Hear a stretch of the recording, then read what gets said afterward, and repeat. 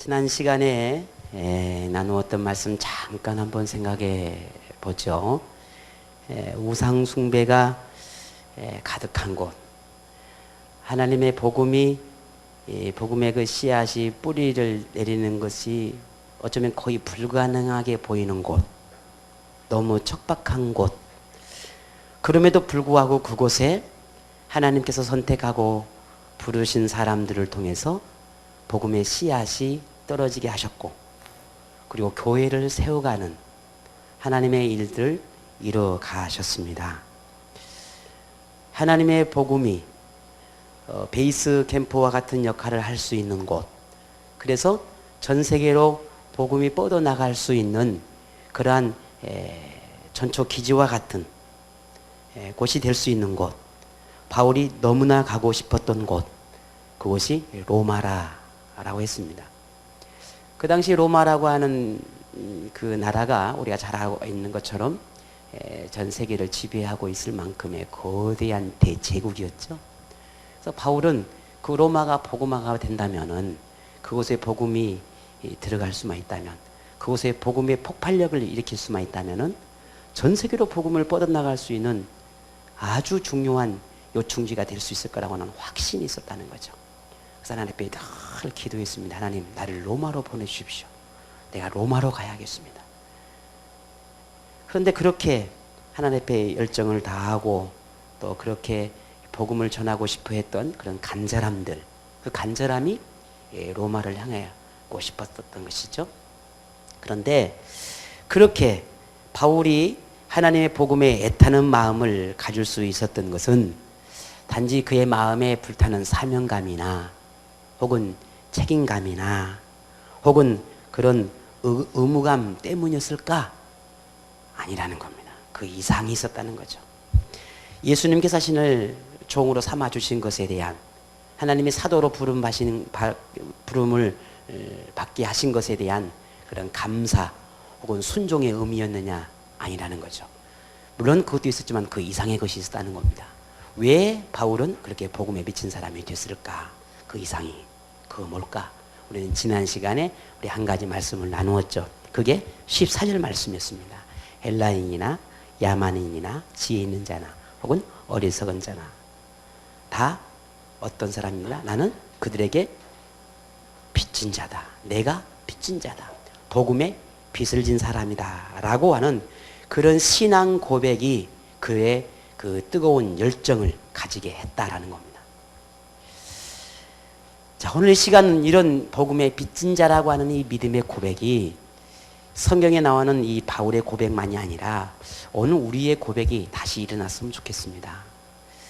그냥 그래, 내가 하나님의 복음을 가진 자지 라고 하는 막연한 그런 생각이 아니라 정말 우리의 마음속에, 그래, 내 안에 정말 복음이 있는데, 내 안에 하나님이 계시는데, 하나님 때문에 내가 살았는데, 하나님 때문에 내 인생이 바뀌었는데, 하나님 때문에 내 삶의 목표가 바뀌었는데, 하나님 때문에 내 삶의 질이 바뀌었는데, 그렇지, 이것은 어쩌면 하나님이 내게 주신 사랑의 빛이라고 하는, 빚이라고 하는 그런 믿음의 고백이 일어날 때 우리는 어떤 그 하나님의 사랑에, 하나님의 그 복음에 대한 뜨거운 마음들이 우리에게 일어나지 않겠습니까? 이런 믿음의 고백들을 오늘 저뿐만 아니라 우리 모두에 함께 하나된 고백이 되기를 원합니다. 자, 그러면 바울은 하나님의 그 복음에 대한 자신이 빚진 자다라고 하는 그런 신앙, 혹은 하나님의 복음에 대한 열정들, 마음의 뜨거움들, 그런 간절한 마음으로 그러면 그렇게 복음에 미친 사람이 될 수 있었을까? 물론 조금 전에 말씀드렸처럼 그것들이 이 신앙의 원동력이 됐던 것은 사실입니다. 그를 그렇게 미치게 할 수 있었어요. 하지만 바울이 그토록 하나님의 복음에 죽도록 충성하도록 했던 그 마음을 사로잡은 것이 있었다는 거죠. 견딜 수 없는 그 마음의 사로잡힘, 그 사로잡힘이 뭐냐? 하나님의 복음이라고 하는 이 하나님의 복음의 진실성이었습니다. 진리에서 진리. 하나님의 복음은 하나의 이념이나 사상이나 이상이 아니라는 겁니다. 하나님의 복음은 과거도 아니고 미래도 아닌 지금 이 순간, 지금 현재에 일어나는 하나님의 생명력을 불어넣는 것이다라는 거죠. 생명력이라는 거예요. 이게 하나님의 복음이었어요. 생명력, 사람을 살리는, 사람을 살아내게 하는 생명력이 하나님의 복음이었다. 그래서 바울은 깨달았습니다. 어렸을 때부터 평생을 그렇게 어렸을 때 알아오고 믿었고 따랐고 공부했던 그런 유대의 율법적인 신념과 하나님의 복음이 절대로 다르구나 라고 하는 것을 깨닫게 됩니다. 여러분이 이렇게 알고 계시는 부분처럼 이 사도 바울이라고 하는 사람은 유대의 율법적인 이 유대교에 심취한 사람이었다는 걸 우리는 잘 알고 있습니다.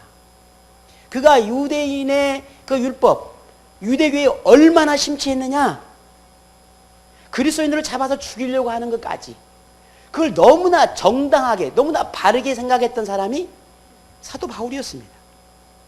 그런데 그가 예수 그리스도를 만난 이후로 그게 얼마나 허황되고 헛된 것인지를 알았다는 거죠. 그가 이렇게 고백했어요. 어떻게? 빌립보서 3장 8절에 보니까 또한 모든 것을 해로 여김은 내 주 그리스도 예수를 아는 지식이 가장 고상하기 때문이라. 내가 그를 위하여 모든 것을 잃어버리고 배설물로 여기는 것은 그리스도를 알기 때문이다. 그리스도를 얻었기 때문이다 라고 말하고 있습니다. 좀 공부 좀 하고 조금 뭔가 좀 머리가 좀 똑똑하고 조금 뭔가 좀 책 좀 읽어본다라고 하는 사람들의 대부분의 생각들이 하나님의 복음이 마치 지식인 양, 세상의 철학의 한 부분인 양, 혹은 사상이나 이념인 양 생각하는 경향을 가지고 있는 사람이 참 많습니다. 그러나 어디다 거기에다가 하나님의 복음을 들이댑니까? 아닙니다. 세상의 그 어떤 학문도 철학도 이념도 사상도 가치도 하나님의 복음에 비교할 수가 없습니다. 아니, 비교 자체가 되지 않습니다. 어쩌면 오늘 우리는 이 사도 바울에 대해서 정확히 알 수는 없지만, 그러나 문헌을 통해서 사도 바울이 얼마나 천재적인 사람이었는지는 우리는 짐작할 수 있습니다.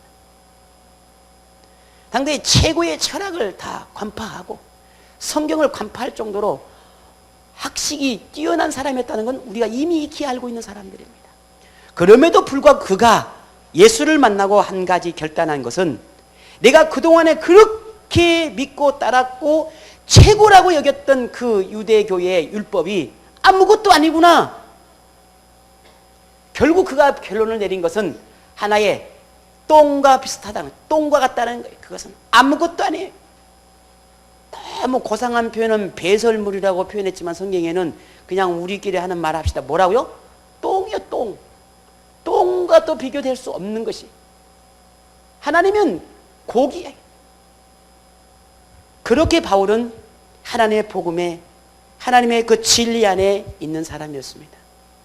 바울은 자신이 만난 예수님을 통해 부여받은 하나님의 그 복음, 그 속에 담겨져 있는 구원의 신비함은 이를 알지 못하는 사람들에게 말하지 않고는 견딜 수 없었다는 겁니다. 나라, 민족, 인종, 언어, 문화, 종교, 그 무엇을 초월해서라도 전하지 않으면 안 되는 유일한 구원자 예수 그리스도가 바울이 얻은 구원의 진리였습니다. 저는 똑똑한 사람도 아닙니다. 뭐 세상에 공부를 많이 한 사람도 아닙니다. 뭐 누구처럼 뭐 그냥 머리가 아주 비상하게 해가지고 뭐 학교에서 뭐 공부를 잘하고 막 그런 사람도 아닙니다. 하지만 제가 만난, 어쩌면 제가 세상을 살아가면서 가장 중요하고, 아니 이것이 아니면 안 되겠다라고 생각한 건 단 한 가지가 있다면 그것이 하나님이었습니다.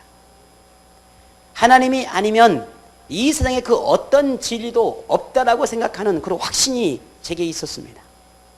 물론 하나님께서 그리 주셨습니다. 어쩌면 오늘 저와 여러분도 그 믿음 때문에 여기에 있을 것입니다. 그 믿음이 없다면 여기에 있을 이유가 없겠죠. 바울, 그에게는 유일한 구원의 진리, 유일한 복음, 유일한 믿음, 그것이 하나님의 복음이었습니다.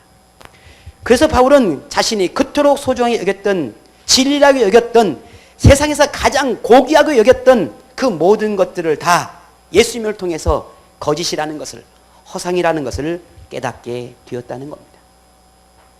그래서 바울은 예수님 때문에, 예수님으로 인해서 그 모든 것을 버릴 수 있었습니다. 오늘 우리는 바울이 그토록 고귀하게 여겼던 하나님의 복음, 유대교를 버리고 예수님을 따를 수밖에 없었던 그 이유, 율법에서 떠나서 은혜를 좇을 수밖에 없었던 그 이유를 도대체 뭘까라는 겁니다. 왜 그렇게 그는 그 고귀한 것들을 생각하던, 평생에 간직했던 그 모든 것들을 다 버릴 수 있었을까? 왜 그를 배설물처럼 여길 수밖에 없었을까?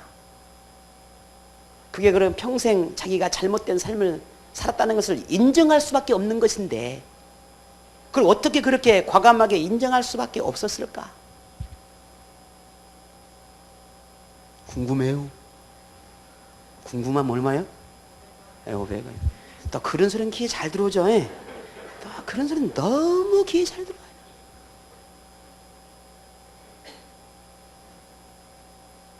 왜 그럴 수밖에 없었는지 그 이유를 우리는 분명히 알아야 합니다. 알기만 해야 할까요? 아니죠. 거기는 분명한 숨어있는 신비로운 비밀이 있다는 겁니다. 오늘 우리는 그 놀라운 사실들을 함께 나누려고 합니다.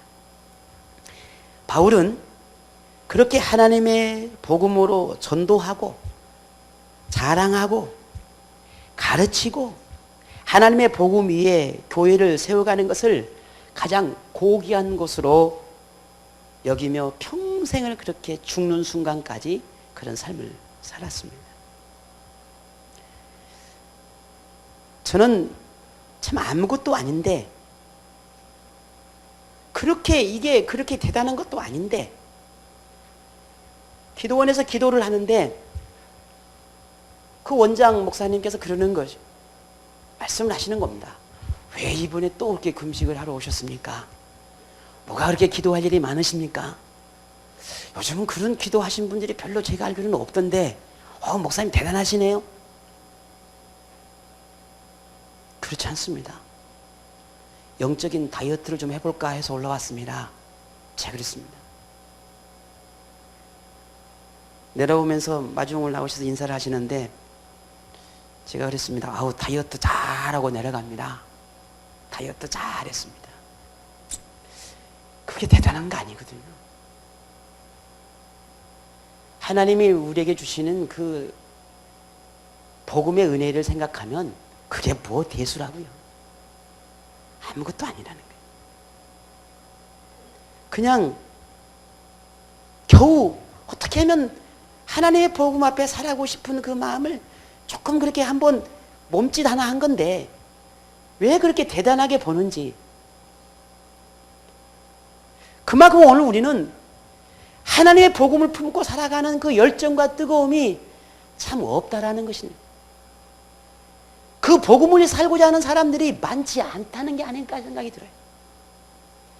예수 때문에 살고자 하는 몸부림치는 사람들이 많지 않구나, 그런 생각을 하게 됐습니다.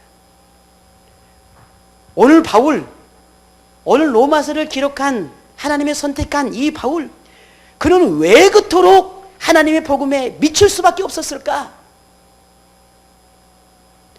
오늘 16절에 보니까 이렇게 말을 합니다. 이 복음은 이라고 시작합니다.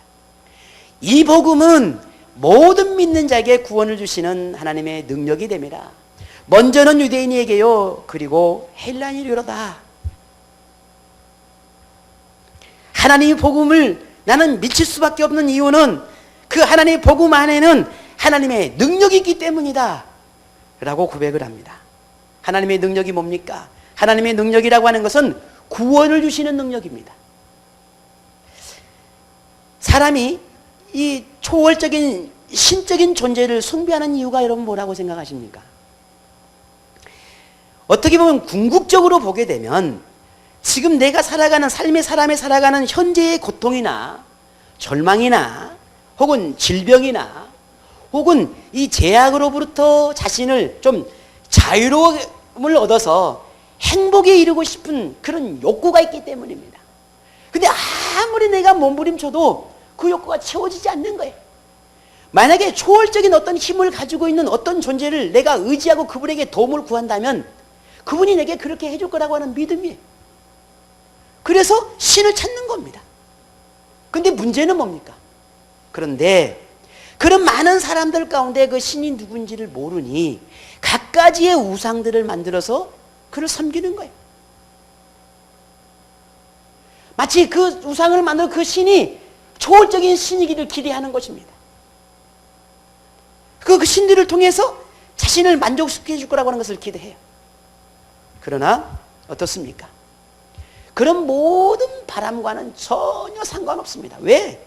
그런 기대를 이룰 수가 없으니까요. 인간들이 만들어 놓은 그 모든 신은 다 생명력이 없는 돌이나 나무나 혹은 천체에 지나지 않아요. 그 모든 건 다 하나님의 피조물에 지나지 않습니다. 그럼에도 불구하고 거기에 신의 능력이 있다고 믿고 싶어 하는 거예요. 그렇다면 하나님은 그런 우상과 뭐가 다르죠? 우리 그리스도인들이 하나님을 안 믿는 사람이 우상을 만든 것과 우리 그리스도인이 보이지 않는 하나님을 믿고 숭배하는 그 차이가 뭐냐는 거예요. 그 다른 게 뭐냐는 거예요. 다르긴 달라야 될 거 아니에요. 세상에 어떤 우상도 하나님이 가지고 계시는 그 능력을 가질 수도 없을 뿐더러 흉내낼 수도 없습니다. 우상과 결코 같을 수 없는 유일한 하나님의 그 능력을 하나님의 이 복음 속에 담아서 우리에게 주셨어요.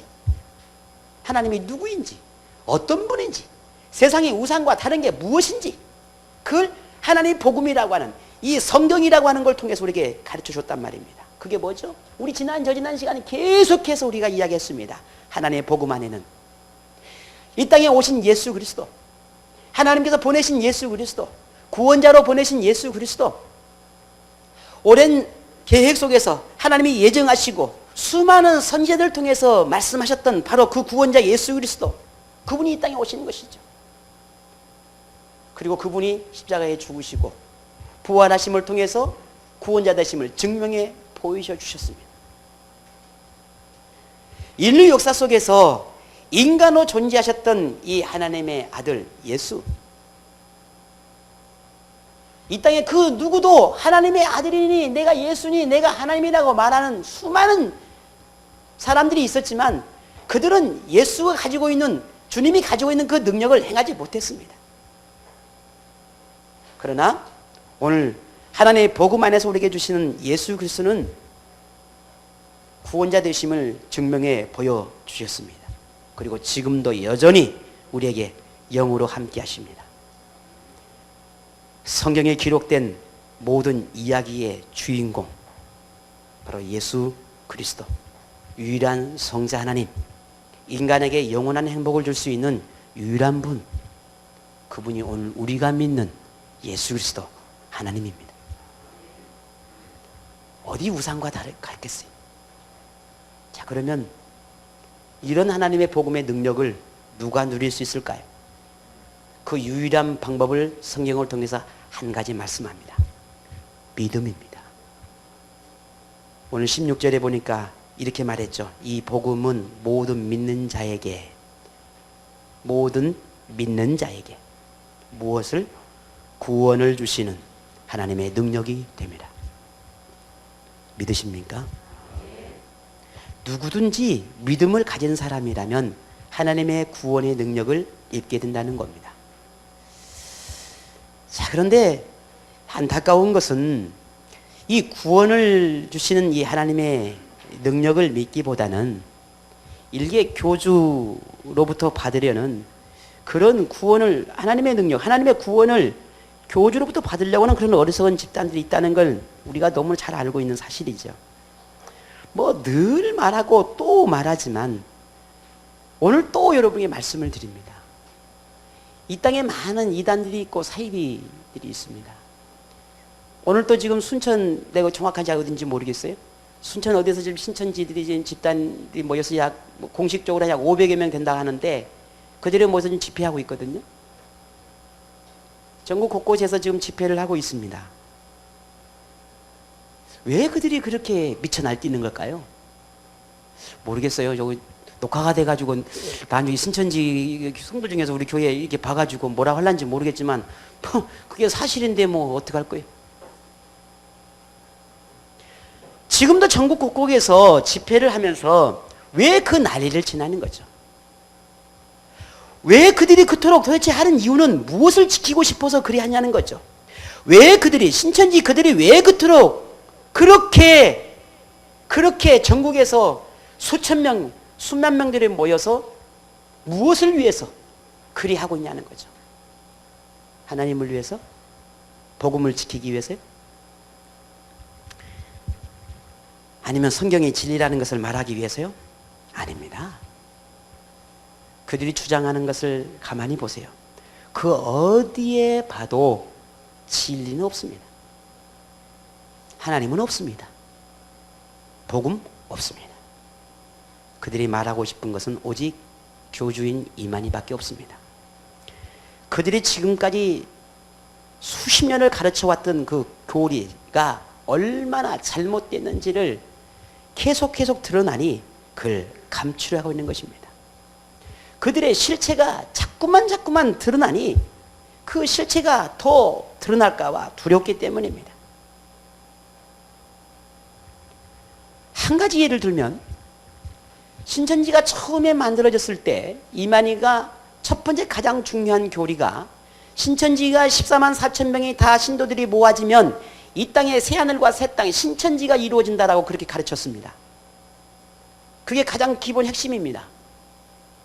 그러나 우리 공경연합의 지금 현재 신천지 집단에 따르는 무리들의 공경연합의 통계가 나온 것이 17만이 넘습니다.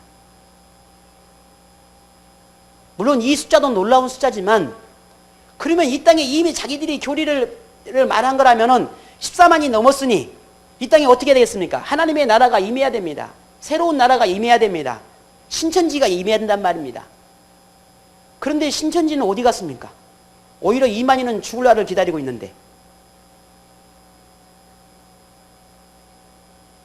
이거 하나만 봐도 신천지가 얼마나 거짓된 것인지를 확연하게 드러나는 것입니다. 그런데 그 모든 숫자가 넘었음에도 불구하고 교리를 어떻게 합니까? 그대로 가르치면 어떻게 해요? 다 뽀록 나잖아요. 그러니 교리를 이제는 바꿔야 되는 겁니다. 바꾸려는데 그냥 바꿀 수는 없잖아요. 그러면 그 교리를 바꾸려면은 그에 합당한 신도들에게 뭔가를 제시를 해야 되지 않겠습니까? 그래야 동요가 일어나지 않을 거니까요. 그래서 또 바꾸는 것입니다. 그래서 추종자들이 떠나지 않도록 오히려 더 추종자들을 늘리려고 하는 그러한 작당들을 하고 있는 거예요. 그래서 그 모든 신천지의 추종자들의 생각과 그들의 마음들을 다 다른 곳으로 돌리려고 하는 것입니다. 그게 지금 일어나는 이 집회 현상이에요. 더 큰 문제는 제가 지난 수요일에도 이야기했습니다. 또 이야기합니다. 여러분 실상을 알아라는 거예요. 이만희가 두 번째 와이프가 있습니다. 김남희라고 하는 두 번째 와이프가 실세였어요. 둘이 꽁딱꽁딱 해가지고 신천지를 놀아먹기로 했단 말이에요. 이건 내 말이에요. 신천지가 하는 말 아니에요.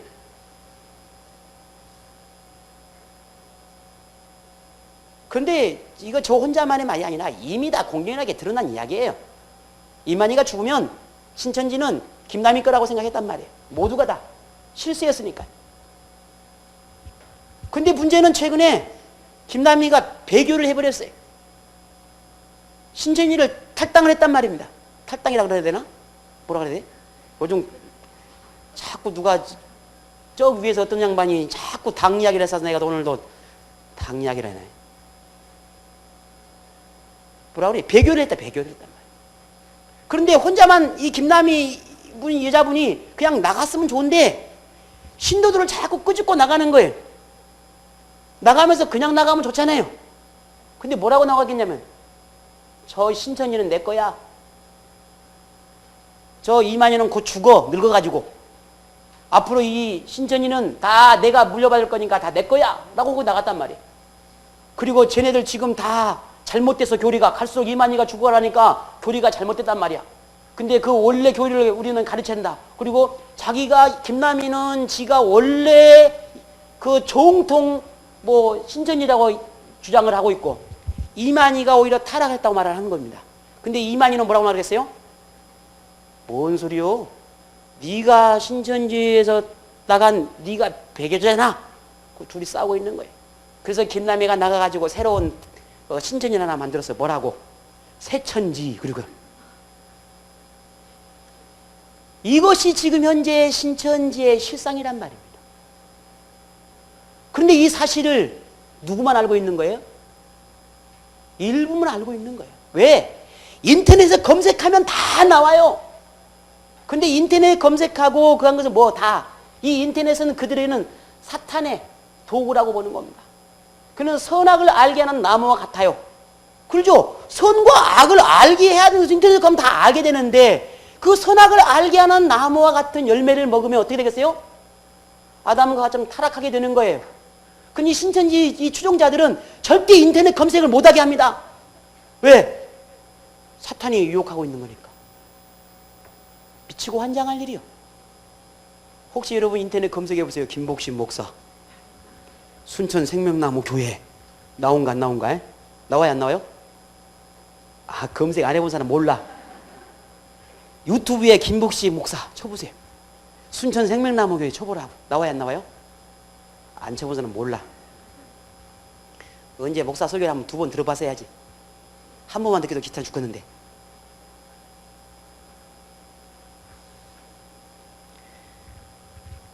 지금은 정말 거대한 집단이 된 것은 사실입니다. 하지만 이 거대한 이만희 이 신천지 집단은 결국은 그 속에는 인간의 탐욕과 악함과 추함들이 거기에 다 들어있습니다. 그렇게 사람의 눈을 가리고 귀를 막아서 그런 온갖 술수와 거짓으로 탐욕으로 인간의 욕구를 채우려고 하는 그런 악함이 가득한 그 신천지는 결국 무너질 것입니다. 과거에 바벨탑 사건이 그랬어요. 신천지가 지금은 하늘을 찌른 듯한 바벨탑 같은 그런 권력과 힘을 가지고 국회를 뒤흔들려고 이 난리를 치고 있지만 결국 하나님은 그들을 그대로 두지 않습니다. 흩으실 거예요. 오늘 우리는 어쩌면 정말 정신을 이 시대에 똑바로 차려야 합니다. 진리를 가지고도 질질 끌려가면 어떻게 하라는 겁니까?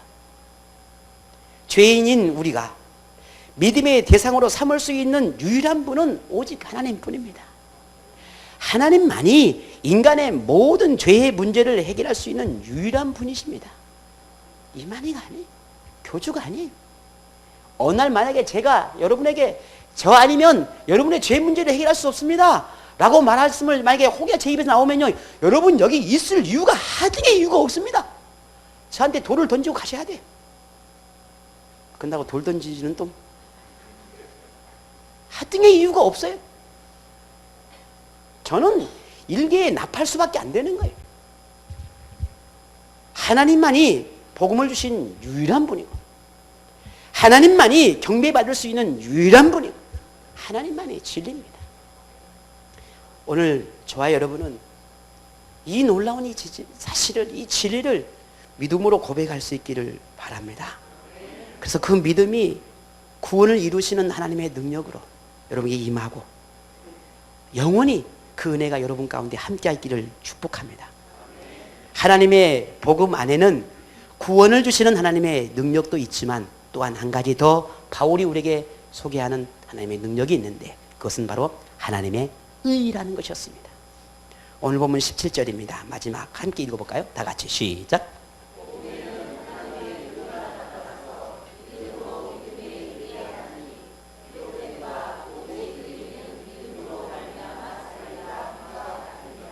아멘. 여기서 하나님의 의라고 하는 것은 죄인을 의롭게 하시는 거룩함이라고 하는 의미를 가지고 있습니다. 하나님은 완전한 거룩함을 소유하셔서 그 거룩함으로 모든 죄악을 깨끗하게 하시고 용서하실 수 있는 그런 능력을 소유하신 분이십니다. 만일 죄인이 어떻게 구원을 받을 수 있습니까? 하나님은 정말 모든 인간의 죄를 다 용서하실 수 있는 그런 분이십니까? 라고 하는 여러분이 의문이 있다고 한다면 바로 그 대답은 하나님의 의라고 하는 이 하나님의 의를 통해서 그 모든 문제가 해결받을 수 있습니다. 그런데 단지 하나님 우리에게 조건을 주셨습니다. 그것은 누구든지 어떤 사람이든지 하나님의 복음을 받아들이고 믿는 사람에게만 하나님의 의가 임한다는 겁니다. 어떤 종교는 윤리적이고 도덕적인 삶을 살아야만 우리가 좀 더 깨끗해지고 정결해진다라고 말을 하죠. 혹은 어떤 고행이나 수행이나 아니면 모든 인간이 악하게 되는 그 죄의 원상이 세상이니 이 세상으로부터 좀 멀어져야만 우리가 떨어졌을 때 죄로부터 뭔가 자유로울 수 있다라고 말하기도 합니다. 그게 사실일까요? 그게 가능할까요? 아닙니다. 죄송하지만요, 금식을 하고요, 정말 무릎을 꿇고 하나님 앞에 기도해도요, 생각으로 찾아오고 마음으로 일어나는 이 악함은 어떻게 해볼 수가 없는 거예요. 세상을 떠났다고 해서, 깊은 산속으로 갔다고 해서, 아무것도 안 보인다고 해서 마음에 있으라는 근본적인 죄의 문제까지 해결할 수 있는가? 없습니다. 그러나 세상의 다른 종교나 세상의 사람들은 그렇게 말을 하지요. 그러나 죄인인 오늘 우리는 반드시 죄의 문제를 해결할 수 있는 방법은 하나밖에 없습니다. 하나님과 관계를 맺는 거예요. 인격적인 하나님은 나의 아버지가 되시고, 하나님은 나의 창조주가 되시고, 나는 하나님의 백성입니다, 나는 하나님의 자녀입니다라고 하는 하나님의 아버지와 자녀의 관계를 맺지 않으면 우리는 죄의 문제를 해결할 수가 없습니다. 그렇게 하나님의 자녀의 관계를 맺을 때 그에게 임하는 것이 바로 하나님의 거룩함이라는 거예요. 하나님이 의롭게 하심, 죄가 없다라고 말씀하시는 의로움이 우리에게 임하는 것입니다. 그래서 바울은 죄인이 의롭게 되는 것은 오직 믿음이고 믿음으로 말미암아 영생에 이를 수 있다라고 오늘 본문에 말하고 있어요. 그게 오늘 조금 전에 여러분이 찬양했던 곡입니다. 오직 의인은 믿음으로 말미암아 살리라. 이 말씀이, 이 찬양이 바로 오직 죄인은 의롭게 되는 것이 오직 믿음이다라는 거예요. 그리고 믿음만이 영생을 얻는다라고 하는 그 의미가 거기에 있는 것입니다. 죄인이 죄를 용서받을 수 있는 것, 죄인이 죄로부터 자유로울 수 있는 것, 죄인이 죄가 없다고 인정받을 수 있는 것, 죄인이 거룩함에 이를 수 있다는 것, 죄인이 영생에 이를 수 있는 것, 그 모든 것은 오직 하나님의 복음을 믿음으로 고백하는 사람에게만 주어지는 축복입니다. 이 축복이 오늘 우리에게 임했습니다. 진짜 아멘이십니까? 아니 진짜 목사가 물어봐서 아멘이 아니라 진짜 여러분 그런 믿음으로 고백이 되어지십니까? 아, 진짜 아멘인 거예요? 그러면 저 집은 가짜 아멘인 거예요, 그러면? 예. 하나님의 복음의 축복이 영원히 오늘 여러분과 함께 하기를 축복합니다. 하나님의 복음은 변질되거나 변경되지 않는 유일무이한 진리입니다. 이단이나 그런 사이비처럼 그때그때 달라요. 이렇게 늘 시시때때로 바꾸어가면서 자신의 진리를 자꾸 합리화시키려고 하는 그런 게 진리가 아니에요. 진리는 변하지 않아요. 왜? 진리는 본질이니까 그래요. 본질은 변하지 않는 것입니다. 하나님의 복음은 본질이, 그러니 변하지 않는 거예요. 세상이 주님 오시는 그날까지 변하지 않습니다. 우리는 이 놀라운 복음의 비밀을 가진 사람들이고, 그리고 그 혜택을 누리고 살아가고 있습니다. 그런데 세상은 이 진리를 알지 못하죠. 더욱이 우리가 이렇게 이 진리 속에 살아가는 우리를 향해서 비웃으면서 어리석다고 말하기까지 합니다. 때로는 세상이란 거대한 힘이 마치 더 옳은 것처럼, 그들의 편에 서지 않으면 안 되는 것처럼 착각에 빠지게 하기도 합니다. 그래서 어떤 그리스도인들은 그냥 그들의 편에 서기도 합니다. 왜? 그게 편하니까. 입술은 하나님을 믿는다고 말을 하는데 그 생활을 보게 되면 전혀 세상 사람과 다른 것이 없다는 거예요. 세상도 잃기 싫고, 복음도, 하나님의 구원도 얻어야 되겠는데 어떻게 해야 되나? 이런 어리석은 생각을 사로잡혀 살아간다면 그 어느 것도 얻을 수 없습니다. 이런 사람들에게 하나님의 복음이 어떻게 다가올까요? 부끄러울 수밖에 없는 겁니다. 내가 교회를 다니는 게 부끄러울 수밖에 없는 거예요. 다니긴 다니는데 가슴이 뜨겁질 않아요. 가긴 가는데 즐겁지 않아요. 알기는 알겠는데 내 삶이 변화가 일어나지 않아요. 오늘 우리에게 이런 모습이 조금이라고 있다면 오늘 바울의 고백을 우리는 귀담아 들어야 합니다. 오늘 본문 16절에 이렇게 시작합니다. 내가 어떻게 해요? 복음을 부끄러워하지 아니한다. 바울은 복음을 부끄럽게 여기지 않는다라고 고백했습니다. 저는 복음이 부끄럽지 않습니다. 여러분, 복음이 부끄럽습니까? 복음이 부끄러워요? 하나님의 복음 속에 구원의 능력이 있고, 영생의 은혜가 있고, 하나님 나라의 소망이 있고, 거룩하게 하시는 하나님의 의가 있다는 것을 오늘 우리가 알고 믿고 있습니다. 오늘 바울은 그 놀라운 능력들을 경험했습니다. 그러니 부끄러운 것이 아니에요. 오늘 저와 여러분, 복음이 부끄러운 것입니까? 아닙니다. 그러지 않았기 때문에 바울은 복음을 담대하게 전할 수 있었습니다. 우리 안에 하나님의 복음이 있습니다. 그럼에도 우리는 복음을 전하는 사역에 참 지나칠 만큼 소극적입니다. 한 번은 제 아내와 제가 우리 아들한테 장난을 좀 쳤습니다.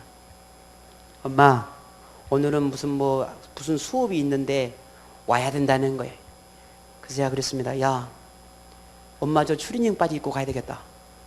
야, 너 그대로 가야죠. 그러니까 우리 아들이 난립니다. 왜요? 왜? 이렇게 가면 되지? 창피하게 어떻게 그렇게 오냔 말이에요. 그럼 어떻게 가야 되는데, 뭐 치마를 입고 뭐 위에 옷은 무엇을 입고 머리는 뭐 이렇게 하고 무엇이 어쩌고 해가지고 그렇게 오라는 거예요. 그러면 엄마는 그렇게 가고 아빠는 추리닝 입고 가란다. 아빠는 오지 말랍니다. 엄마만 오랍니다. 엄마만. 하나님의 복음이 부끄러운 걸까요?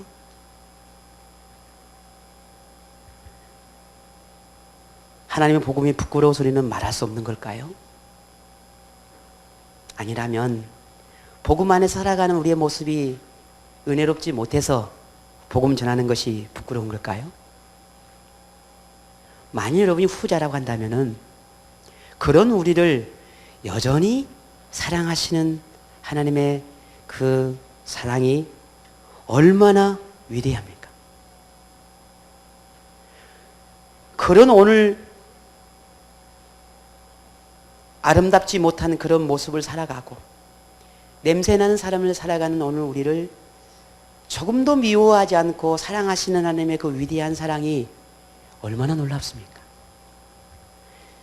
이것이 복음입니다. 이것이 진정한 하나님의 의입니다. 그 사랑, 그 은혜 우리가 전해야 되지 않겠습니까? 말할 수 있어야 하지 않았겠습니까? 제 아내가 어떻게 갔을게요? 입고 갔어요, 예쁘게.